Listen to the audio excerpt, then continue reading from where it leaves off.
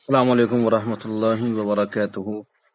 فطرے کے بارے میں مختصر سے جانکاری ہم لوگوں کو ہونا ضروری ہے کہ جو فطرہ ہم نکالتے ہیں اس کے بارے میں ہمیں صرف اتنا ہی معلوم ہے کہ گیہوں کا فطرہ نکلتا ہے، اور گیہوں کا فطرہ ہم ہر سال نکال دیتے ہیں، لیکن ہمیں یہ پتہ ہونا چاہیے کہ گیہوں کے علاوہ بھی فطرے نکالنا ثابت ہے۔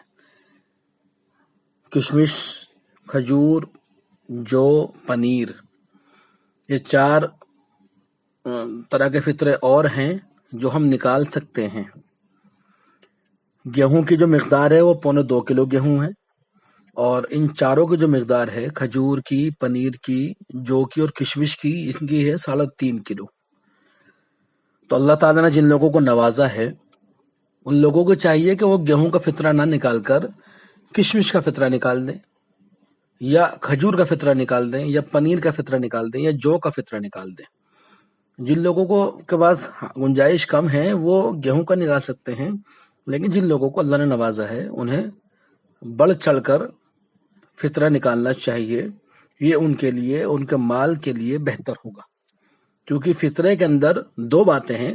ایک تو بات یہ ہے کہ رمضان کے مہینے میں روزوں کے اندر جو ہماری کمیاں رہ جاتی ہیں، جو ہم سے مکروہ عمل ہو جاتے ہیں، ان عملوں کو وہ مکمل کرتا ہے، پورا کرتا ہے، اور ہمارے بھائیوں کا اس فطرے میں حق ہے۔ تو جب ہم زیادہ سے زیادہ فطرہ نکالیں گے تو وہ حق جب ہی ادا ہو پائے گا۔ تو اس لیے ادا تو ہم کرتے ہی ہیں گیہوں سے، لیکن ہمیں اس بار یہ کوشش کرنی چاہیے کہ ہم زیادہ سے زیادہ فطرہ نکالنے کی کوشش کریں۔ اللہ تعالی ہم سب کو